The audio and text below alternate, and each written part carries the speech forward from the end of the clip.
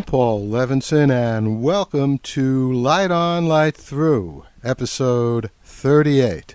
And we're continuing on my summer schedule, which is coming out to about one episode of Light On, Light Through every month. And today is July 20th. It's a beautiful, sunny summer afternoon here in New York City. In just a few hours, I'll be going over to the local Barnes & Noble to pick up a bunch of copies of the final Harry Potter novel. And that's part of the reason that I've entitled this episode of Light On and Light Through, Harry Potter and iPhone. Now, I've already done an episode on Harry Potter a few months ago, and I'm sure I'll have much more to say about Harry Potter after I read The Deathly Hallows, which is said to be the final book in the series. But today what I'm most thinking about is, isn't it interesting that this summer of 2007, the two biggest draws, the two biggest events in stores all over the country, all over the world in the case of Harry Potter, but all over the USA, has been the sale of Harry Potter novels, especially today, the final novel, and the sale of iPhones. So I think that the summer of 2007 may well go down in history as the summer of Harry Potter and the iPhone, which makes a lot of sense the more you think about it. Because, after all, what Harry Potter does is magic. And if you consider what the iPhone does, it gives you images, it gives you videos, it gives you text, you can talk to a live person, you can listen to a podcast just like this one. All right there in your hand, wherever you might happen to be.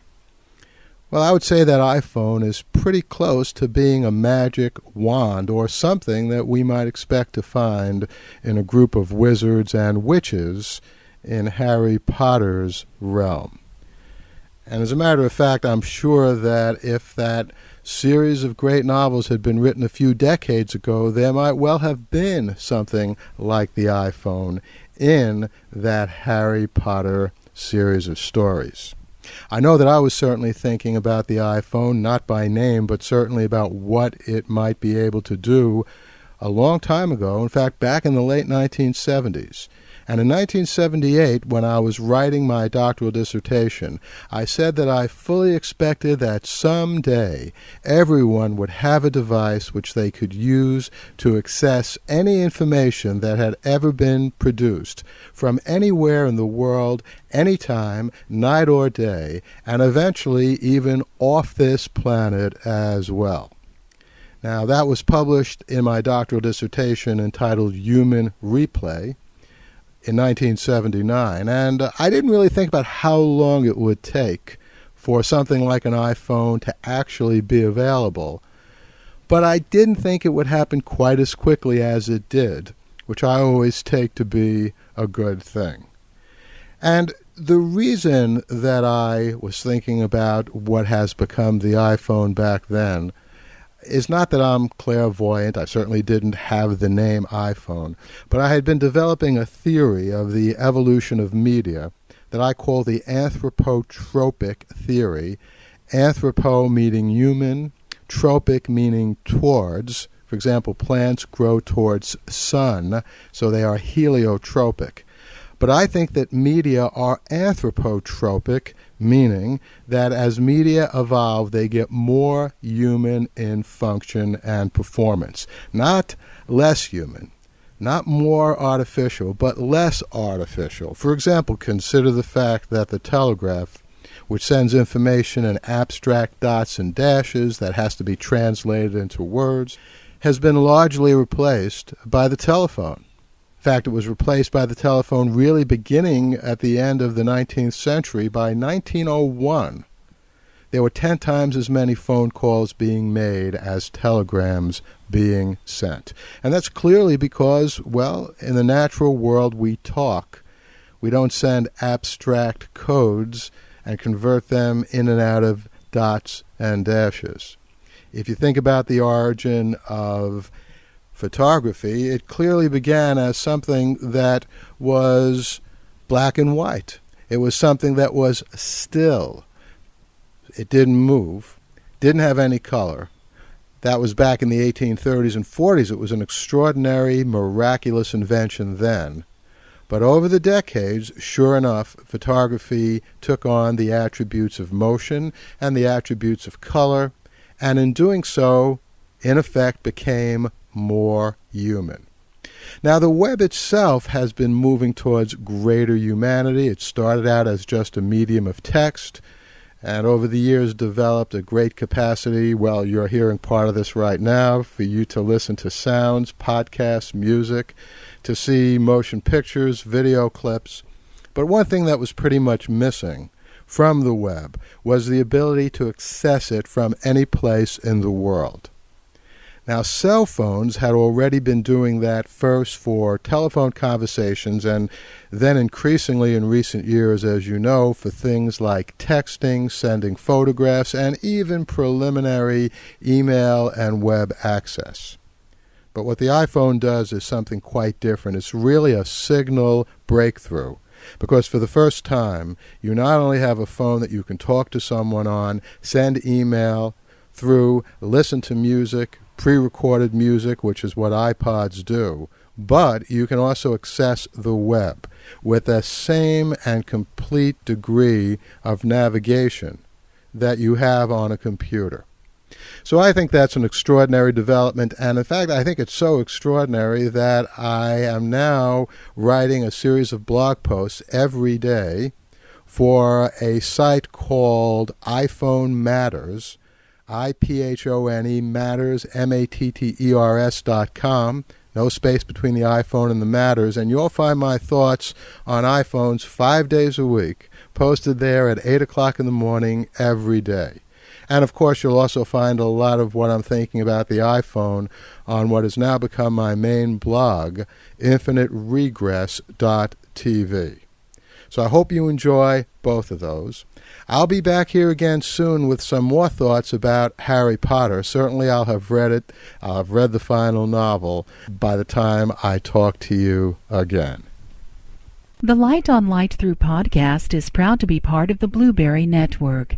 That's blueberrywithnoease.com. You are listening to a Runaway Network podcast from runawaynetwork.com.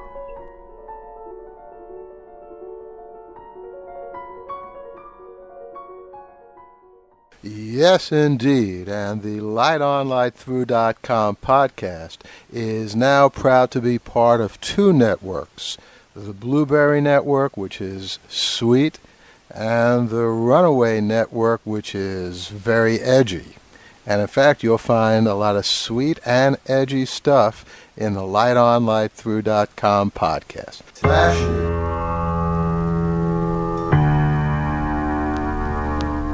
I think those Obama Girl videos from barelypolitical.com are not only fun to look at, but they are revolutionizing the political process. They're going to have the effect of drawing into the political process lots of people in their teens and 20s who otherwise would never get to the polls. So bravo to barelypolitical.com. Hey, take a look at Mad Men. It's a new show on AMC TV. It takes place in the 1950s, and it tells the story of a very talented ad exec. Among his clients are Lucky Strike cigarettes, and this is just around the time that the bad news of all the harmful effects of cigarette smoking are finally getting out to the public. And it looks like next week Richard Nixon may be one of this firm's clients. He's thinking of running for president. It's a great show. I highly recommend it. Promo.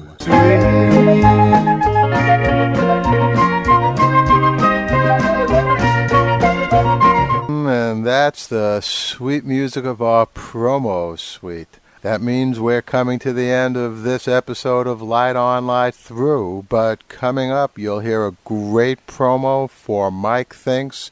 MikeThinks.com, the savviest podcast in town. Go over and take a listen. You'll definitely enjoy it. Hey, and you're going to hear a promo for Sean Farrell's patio book of my first novel, The Silk Code. And Sean has actually finished the patio book now. As a special treat, you'll hear an interview that Sean did with me. Actually, I don't know how much of a treat it is for you to hear more of my voice, but Sean did do a very good interview, and you can hear that now, as well as the complete patio book. You can get it on iTunes. You can get it on Sean's webpage. Just go over to lightonlightthrough.com, and you'll find a link for it. And you'll also hear a promo for the Punk Horror Podcast as well.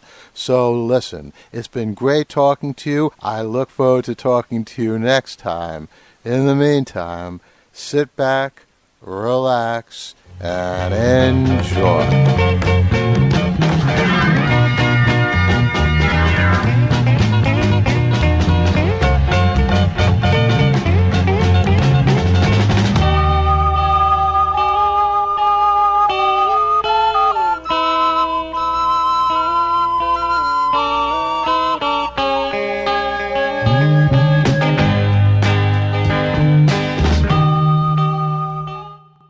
Check out the Mike Thinks podcast, www.mikethinks.com. News and current events with an opinion. The Mike Thinks podcast. It's the news you missed. www.mikethinks.com.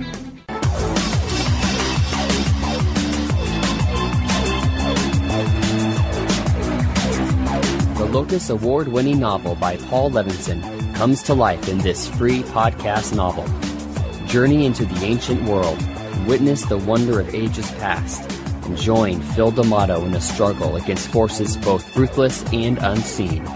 Visit www.thesilkcode.blogspot.com to learn more about the author and the novel, and subscribe today at patiobooks.com. Join the battle, witness the wonder, or forever be victim to the awe and power of the Silk Code. Phil D'Amato is ready. Are you?